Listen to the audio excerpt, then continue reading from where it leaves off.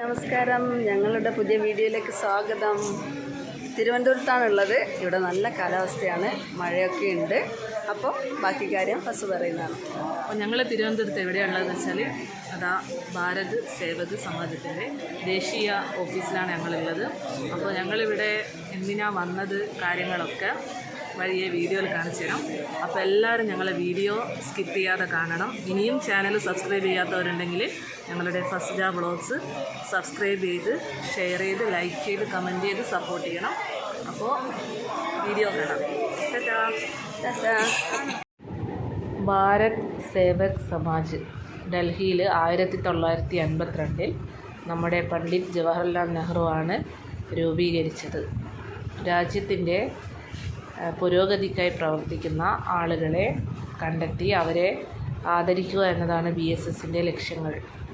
അപ്പോൾ നമ്മുടെ സുജു അതിന് അർഹയായി. പയ്യോളി മുനിസിപ്പാലിറ്റി കൗൺസിലർ, അഭിനേത്രി, ഗാനരചയിതാവ്, തിരക്കഥാകൃത്ത്, സംവിധായക, പാലിയേറ്റീവ് പ്രവർത്തക. മുല്ലപ്പൂവ് എന്ന ഷോർട്ട് ഫിലിം സംവിധാനം ചെയ്തിട്ടുണ്ട്. ഈ ഫിലിമിന് association of short movie makers and artist സംവിധായകർക്കുള്ള special jury award, Prem Nazir award എന്നിവ ലഭിച്ചിട്ടുണ്ട്. മികച്ച സാമൂഹ്യ സേവനത്തിന് ബഹുജന സാഹിത്യ അക്കാദമിയുടെ സേവരത്ന നാഷണൽ അവാർഡ് ലഭിച്ചിട്ടുണ്ട്. 2 സിനിമയ്ക്ക് വേണ്ടി ഗാനരചന നടത്തി. 15 വർഷം Vadakara CM multi speciality hospital theatre nurse, operation theatre anaesthesia അസിസ്റ്റന്റുമായി ജോലി ചെയ്തിട്ടുണ്ട്. തണൽ പാലിയേറ്റീവ് പ്രവർത്തകയാണ്. കോഴിക്കോട് ജില്ലയിലെ പയ്യോളി മുനിസിപ്പാലിറ്റിയുടെ ക്ഷേമകാര്യ സ്റ്റാൻഡിംഗ് കമ്മിറ്റി ചെയർപേഴ്സണായിരുന്നു. 125 ഭിന്നശേഷി കുട്ടികൾ പഠിക്കുന്ന സ്കൂളായ ശാന്തി സദന സ്കൂളിൻ്റെ മുന്നോട്ടുള്ള പ്രവർത്തനത്തിന് വേണ്ടി പ്രവർത്തിക്കുകയും വയോജനങ്ങൾക്ക് വേണ്ടി കഴിയുന്ന സാമ്പത്തിക സഹായങ്ങൾ നൽകുകയും ചെയ്തുവരുന്നു. സാമൂഹ്യ സേവന മേഖലയിലെ മികച്ച സംഭാവനകൾ കണക്കിലെടുത്താണ് ഭാരത് സേവക് കൊണ്ട് നൽകിയാതിരിക്കുന്നത്. സെപ്റ്റംബർ 1 അസാധാരണമായ നിലയിൽ ഗവൺമെൻറ് ഓഫ് ഇന്ത്യ പുറത്തുവച്ച ഗസറ്റാണ്. ഈ വിജ്ഞാനപ്രകാരം ഭാരതീയ സമാജത്തിനെ അവർ വ്യക്തമാക്കുന്നത്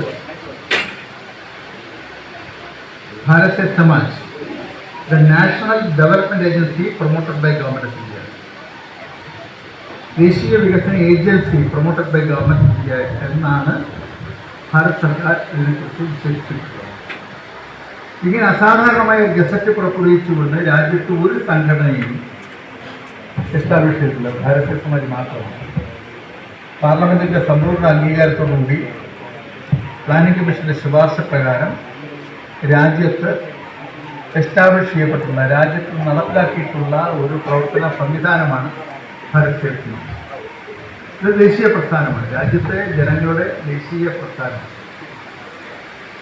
ഇവിടെ സ്വാഗത പ്രസംഗത്തിൽ നിങ്ങളെ പരിചയപ്പെടുത്തിക്കൊണ്ടത് നമ്മുടെ ഭാരതീയ സമാജത്തിൻ്റെ ഡയറക്ടർ ജനറൽ ശ്രീമതി ജയാശ്രീകുമാർ ഓരോരുത്തരെയും കുറിച്ച് വിശദമായി സംസാരിച്ചു. ഒപ്പം ഭാരത് സേവക് ബഹുമതിയെക്കുറിച്ച് സംസാരിച്ചു. എന്തിനാണ് ഭാരത് സേവക് ബഹുമതി ആവശ്യം കൊടുക്കുന്നത് എന്നതിനെക്കുറിച്ച് പറഞ്ഞു.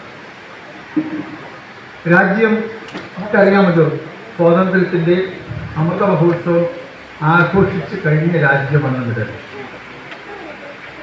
നമ്മുടെ രാജ്യത്തെ ജനങ്ങൾ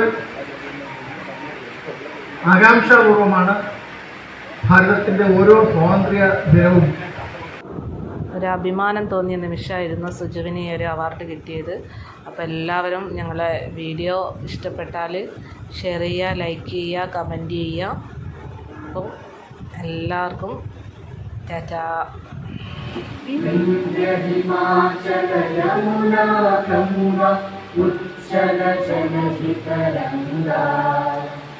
तव शुभ नामे जागे